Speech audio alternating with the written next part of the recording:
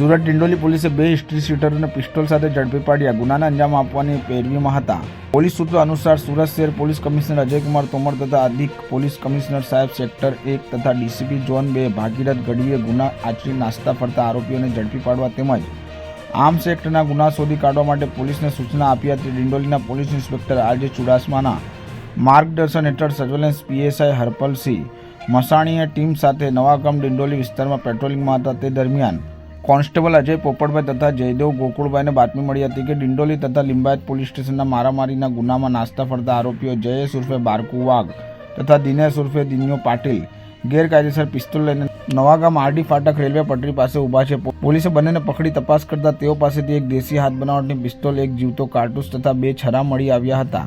આરોપી જયેશ ઉર્ફે બારકુ વાઘની પૂછપરછ કરતા તેણે જણાવેલ કે લિંબાયતમાં રહેતા રાકેશ ગોરખ વાઘે સન 2019માં ડોંડાઈચા મહારાષ્ટ્રમાં પોતાના મોટાભાઈનું મર્ડર કરાવી નાખેલ તેનો બદલો લેવા માટે આજથી 1.5 મહિના પહેલાં સિરપુર મહારાષ્ટ્રના અનિકેત નામના ઈસમ પાસેથી ₹35,000માં દેશી હાથ બનાવટની પિસ્તોલ લીધેલ હતી। આરોપી 10થી વધુ ગુનાઓમાં સંડોવાયેલા રીઢો આરોપી છે। બંને આરોપીઓને નામદાર કોર્ટમાં રજૂ કરી દિન 2ના પોલીસ કસ્ટડી રિમાન્ડ મેળવેલ છે।